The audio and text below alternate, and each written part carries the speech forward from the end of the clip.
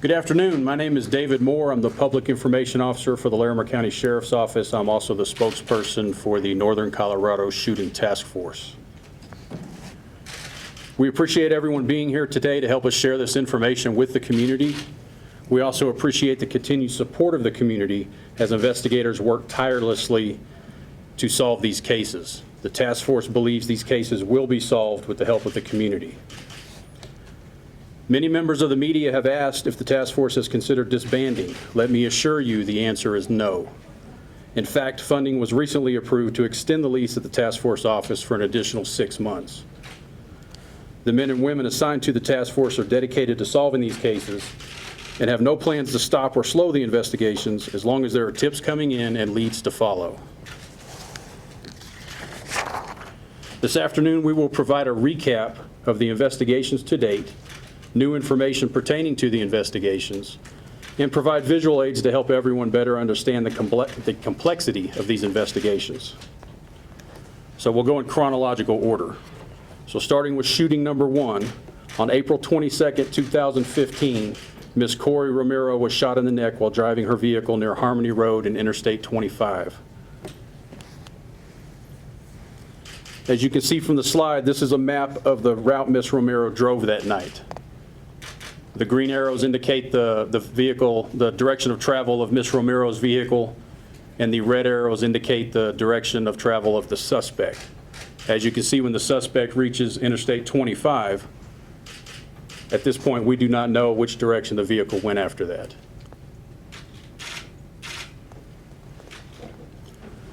Shooting number 2 occurred on May 18, 2015, when Mr. John Jacoby was shot and killed while riding his bicycle near Weld County Roads 15 and 72. Here's a map indicating where Mr. Jacoby was shot and the possible route the suspect traveled. Again, investigators are not confident which direction the suspect traveled after committing the crime.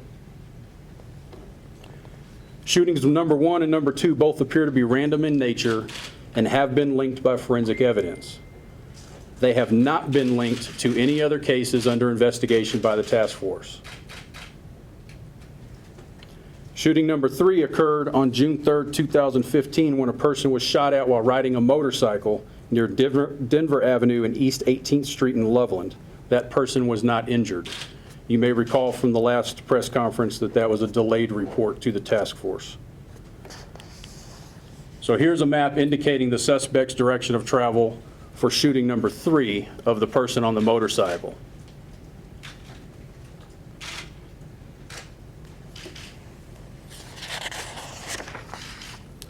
Shooting number 4 also occurred on June 3rd, 2015, when Mr. William Knoll was shot and killed while standing at the intersection of East 1st Street and North St. Louis Avenue in Loveland.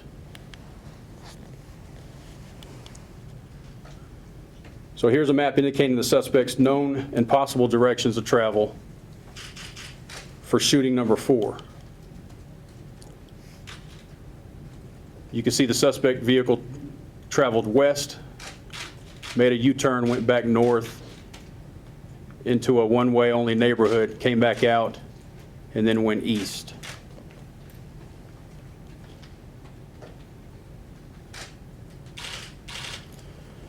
Shootings number 3 and number 4 both appear to be random in nature and have been linked by forensic evidence. They have not been linked to any other cases being investigated by the task force. In June of 2015, the task force released information regarding a vehicle of interest after shootings number 3 and number 4. A depiction of an orange 1973 to 1979 Chevrolet or GMC pickup was released to the public. Since that time, the task force has expanded the model years of that pickup truck to include 1973 to 1987. And you can see the 2 different models here.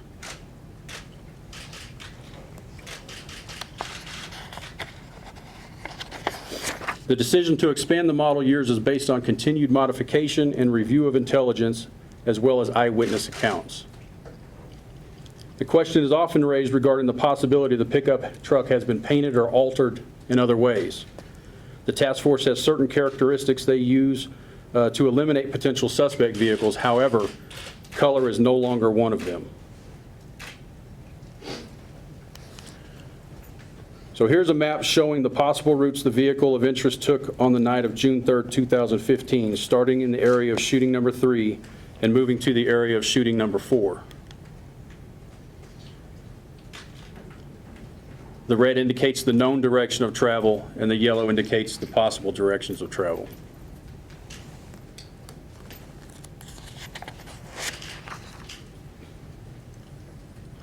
Investigators also recovered video surveillance of the vehicle of interest in the area of shooting number 4. I will now play a loop of that video for you.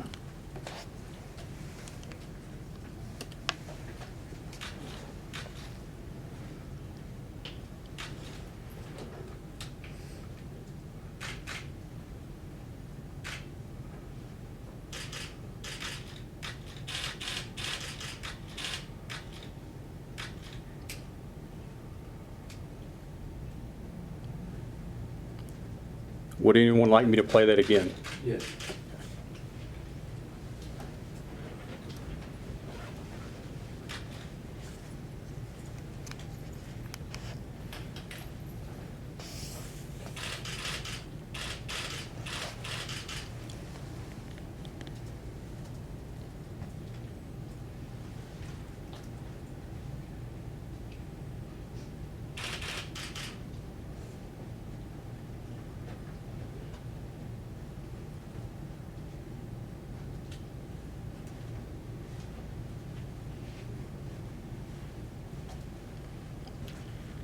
The task force continues to investigate the shooting incidents at Banner Health Center on Lady Moon Drive in Fort Collins and at Cottonwood Plains Elementary School on Terman Drive in unincorporated Larimer County. Both incidents occurred on September 13th, 2015. No one was injured in these incidents, but both buildings were damaged by a firearm. Shooting number 5 is the Banner Health Facility. This incident appears to be random in nature, and the Banner Health Facility was occupied at the time of the shooting. It appears as though the suspect or suspects directed their fire at windows where employees were visible from outside the building. Shooting number 6 is Cottonwood Plains Elementary School. That building was not occupied at the time. However, these two cases have been linked by forensic evidence. They have not been linked to any other cases under investigation by the task force. A suspect vehicle has been identified in the Banner Health case as a black over red two-door Mini Cooper between the years 2002 and 2007. Sorry, I apologize. So here's the route the Mini Cooper took on September 13th for shooting number 5 at the Banner Health facility.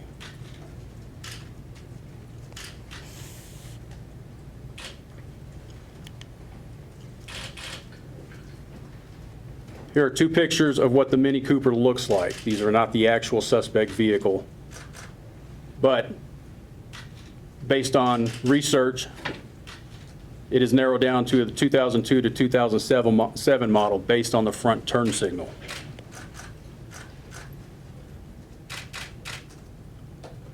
And we also have video surveillance of that suspect vehicle.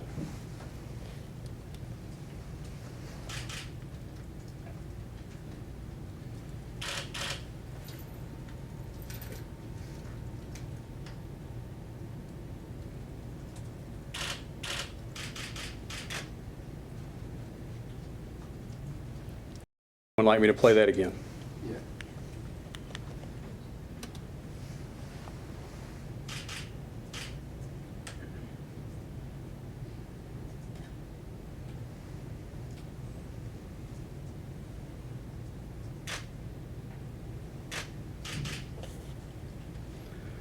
To help illustrate which cases are linked, we offer this visual aid. As you can see, shootings number 1 and 2 are circled in yellow, 3 and 4 in red, and 5 and 6 in blue, but as you can tell, none of the circles overlap. So shootings number 1 and 2 are linked by forensic evidence, 3 and 4 are linked by forensic evidence, 5 and 6 are linked by forensic evidence, but the 3 pairs are not linked together.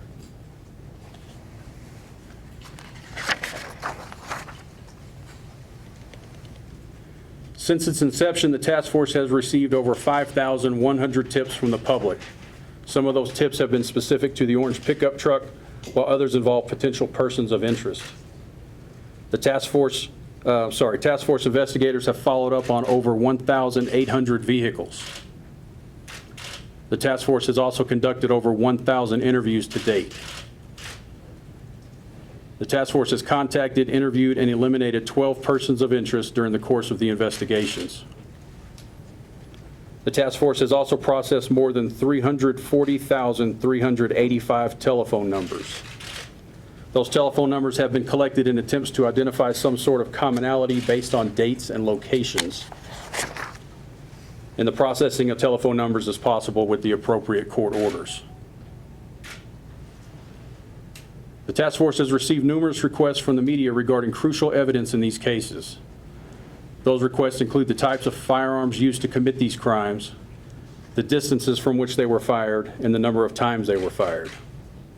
The Coloradoan recently requested the task force to confirm that Mr. William Knoll was shot at close range with a shotgun from a vehicle.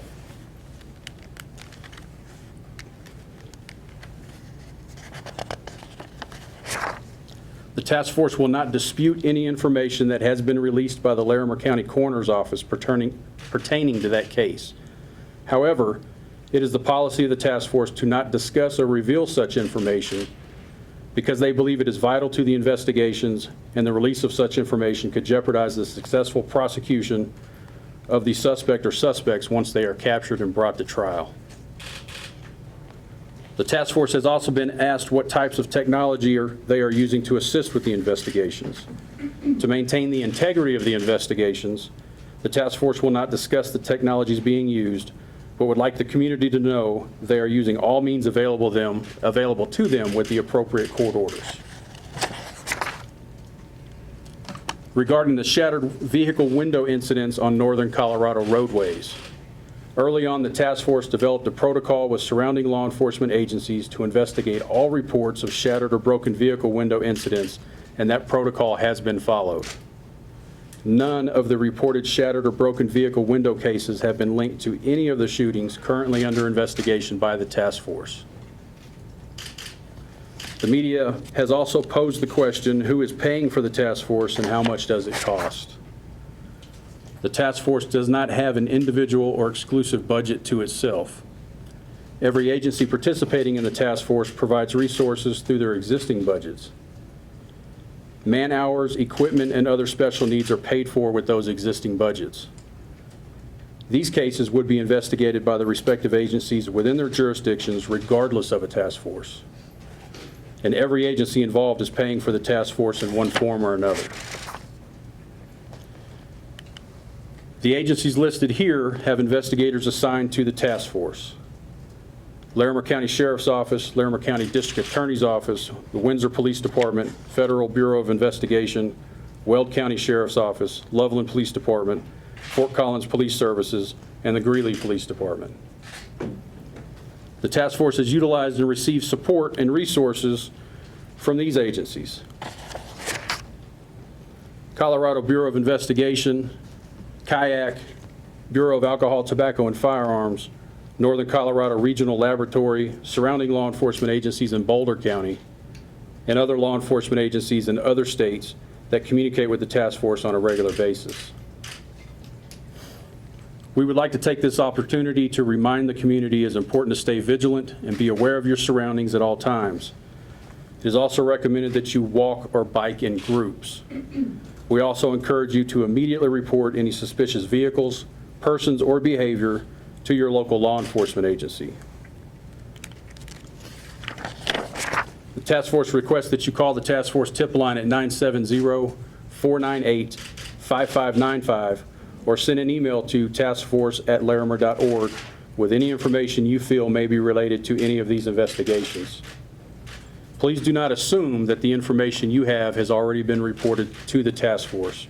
If you have information, please report it immediately. The FBI continues to offer up to $50,000 reward for information leading to the arrest, prosecution, and conviction of the individual or individuals responsible for shootings number 1, 2, 3, and 4. You are encouraged to visit the Northern Colorado Shooting Task Force Facebook page to review or download the visuals presented today.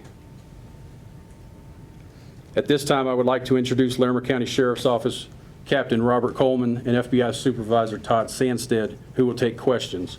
Please raise your hands and I will call on you one at a time.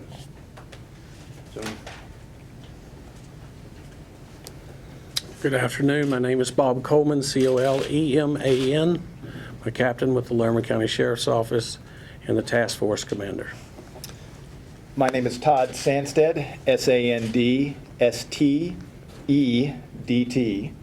and I'm the Supervisor of Operations out of our Fort Collins and Loveland Resident Agency for the FBI.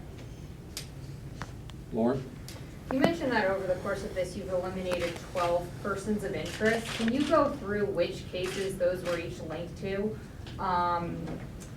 If they were all for one of the cases, if they were all over the 4 of them, the 6? Can you explain that? It was a combination of shootings 1, 2, 3, and 4, specifically that we're up to date on at 12. So that means you've identified at one point persons of interest in all 4 of those first ones, and they all turned out to be incorrect. That's correct. Have you identified any people of interest in the 5 and 6 shootings then? Not specific individuals, but we continue to explore those. Did any of them ever rise to the level of suspects?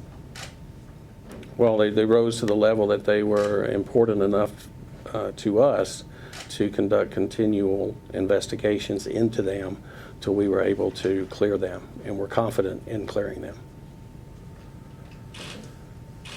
Can you comment at least with the evidence you have? So you've linked the 1, 2, 3, 4, and 5, 6. Do you have anything which way are you leaning, I guess is my question. Do you think at least the first 4 are linked together? Do you think they're just 3 separate random incidents, or what can you tell people about that? Well, what we've basically said is where we're at. There's been nothing to link 1 and 2 to 3 and 4, and 3 and 4 to 5 and 6, or 1 and 2 to 5 and 6. Let me just one follow-up question. Is there a reason that you're not having the reward, or what is the reason, I guess, that you're not having the reward include 5 and 6? I mean, do you think that's a completely different kind, perhaps, of crime? That possibility exists, and we're not at the point of the investigation where we can include 5 and 6 in the reward. And then why do you believe it's worth taxpayers' money to continue with the task force? Well, obviously, these are very serious cases. We've had 2 attempted murders. We've had 2 murders. And they continue to have sometimes random shootings at occupied buildings, all within a span of 6 or 7 months here in northern Colorado. So that alone is worth the effort and more. Can you say whether or not you're looking for multiple suspects, one suspect, or do you really still not know? We still don't know at this point. What do you make of how long this investigation is taking? These are very difficult cases and very complex cases.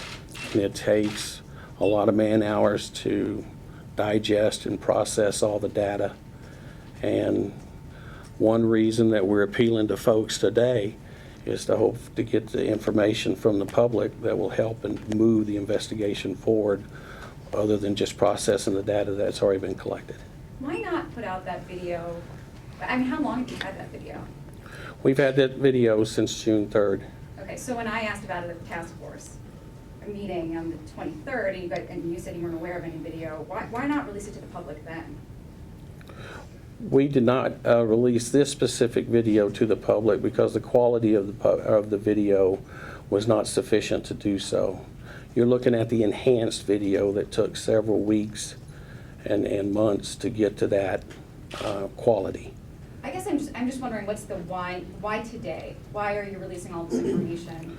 Again, now that we're confident that what the video shows, we're confident in working and acting on our past intelligence, then we want the public to see that video to help if it sparks memories or generates more information for us. if there hasn't been, I mean, with over 5,000 tips and a $50,000 reward, and there hasn't been anything that has led to an arrest, why would you think it would now? I mean, what are you hoping changes? Well, we're hoping that somebody comes forward. It's been our experience, not only in this case, but other cases, that when these cases are as complicated as they are now, some people sit on information because either they're afraid to come forward, or some people sit on information that they think someone else has already told us. And we want to, again, send the message, if you have information, and we believe people do, please don't assume somebody else has already told us. Regarding the pickup truck, and just to clarify, is this the truck that you think it definitely was involved? You just think it was in the area and may be involved? We think we're confident enough to think it's involved to release it in this context and continue to look for it. Do you think that if the man who was victimized in shooting number 3 had reported it right away, that William Knoll would be alive today? Well, I don't know about that. I think if he had reported it right away, it would have certainly helped us establish a pattern, because obviously it happened the same evening. We weren't aware of that for a while, but he did have his own reasons and personal reasons that we respect that he didn't come forward right away. Why have you changed? So you guys, David, you said you're encouraging people to walk in pairs. That's a pretty scary thing for people to hear around in northern Colorado. And maybe, Captain, you can answer this too, but how worried are you guys about this person or whoever committed these crimes resurfacing? It's now the 1-year anniversary. It's getting warm again. People are going to be out. Is that part of what you called this? I mean, can you talk about the danger that's out there? Well, as far as the tips for personal safety, those are tips that law enforcement would share with any community at any time during the year. And when people call and ask, what should I do, just in general, even if these investigations weren't happening, people are always encouraged to go out with someone else in case something happens, whether it's, that someone gets injured or there's some type of accident or anything else like that. So that's just good personal safety habits. And obviously, anytime we address the media or the public regarding these investigations, we just want to remind people to be as vigilant as they can and take those necessary precautions so that if something does happen, or maybe they hear something or see something, or even if it's not related to these cases, as I said, if someone were to get injured or there's a car accident or something like that, there's someone there who could potentially help you if needed. So it's not specific to these investigations, but it's just good sound advice. What would you say to a victim who wonders why it's taking so long, who's frustrated by the length of time? I would say that, as I mentioned earlier, these cases are very complex. Contrary to popular belief, this is not CSI Miami where it's solved in an hour or on a TV show. And it takes a lot of man hours and a lot of manpower to solve these cases because of they're complicated in nature. Do you feel like you've made any mistakes in the course of your investigation? Well, we always are going back and reviewing what we've done. We'll go for maybe a month or two down a specific trail. We'll stop, turn around, look back, make sure we didn't miss anything, then go again. So we're constantly reevaluating the investigation and what we're doing to hopefully speed things along and not miss anything. How confident are you that you'll ever solve 1, 2, or any of these shootings? We are very confident. The reason I say that is because I've been in law enforcement for quite some time, and again, 30 years later, you can solve a cold case just because somebody comes forward. Somebody knows something, people talk, and sooner or later they come forward. Sometimes they don't come forward as quickly as we would like them to, but sooner or later that happens. Why have you expanded the years on the pickup truck? And as far as, can you kind of explain that it sounds like it may have been repainted or it could be a different color? Well, in the beginning, again, based on eyewitness testimony and that first video and the quality of the video, that was our best attempt to narrow down the suspect vehicle years. As that video was enhanced and improved, we sent it back out to experts in the field, and they expanded those years for us. So that's why we keep going back and looking what we have. If we can improve on what we have, it expands the target vehicle range. So that's why it's been expanded. And as far as it being orange anymore, obviously it's been 7 months, and it's anybody's guess if it's still orange or not. Do you think it's still in the area? I mean, it's a somewhat distinctive truck, and you guys said you processed, a bazillion phone calls and pickups truck. Do you think that it's possible that the person or the truck is no longer around? It's always a possibility. We always have to balance, in these cases, public safety and what to release to the public so they are aware and they can help. But as an investigator, you also know once you release a piece of evidence, like an orange pickup, that there's a possibility that truck won't be around anymore.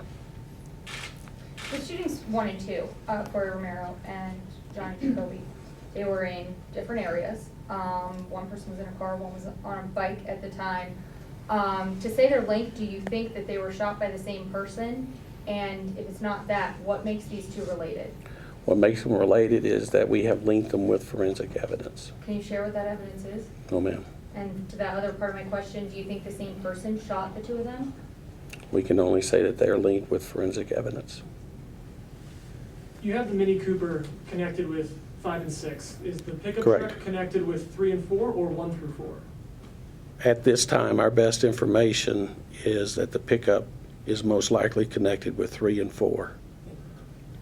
At what point does this become a cold case? That could have many definitions. I think for us, as long as we have workable leads to keep following up on, and we are able to make process and eliminate people and continue to move forward in the investigation, it's not a cold case. Have you had any other shootings or firearm incidents or any other suspicious incidents that you think might be connected to the pickup, the Mini Cooper, or the forensic evidence that you've gathered in any of the shootings? Not that we've hadn't already mentioned here. Do you have a suspect vehicle then in shootings 1 and 2? We have several different vague descriptions, but again, we're not confident enough in those descriptions to release it at this time. Why contact agencies from other states? Do you believe that the suspects are no longer in Colorado? Well, we've Or- always been pursuing that possibility.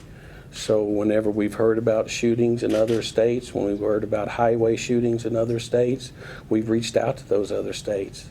And again, with all the networking from the Federal Bureau of Investigation and talking to local law enforcement agencies, we're constantly interested if any other state is experiencing something like we have. Can I follow up? When you say something like we had, can you elaborate on what you mean by like we had? Because I see a lot of differences between these shootings and location, one person walking in a residential area, something that appeared to be targeting any random vehicle on a highway, getting onto a highway, somebody that was well-known in a community who was basically gunned down on his bike. I mean, there are so many differences too, and we often talk about these together. So what, for investigators, makes these similar? What makes them similar is they're all random. What makes them similar to us, as with the information that we have today, no one in shooting 1 or 2 knew each other. No one's in shootings 3 or 4 knew each other. No one's in shootings 5 and 6. Obviously, the school was abandoned, but none of those have commonality. And the big commonality is that they are random, and they are at people. And their intent, at least from what we're able to observe from the case so far, is they are shooting into vehicles or at people with the intent to cause serious bodily injury or death. And, Oh, I'm sorry. I didn't mean to cut you off, sir. well, no, but I mean, it all started April 22nd of last year, then 1 in May, and then the 2 in June.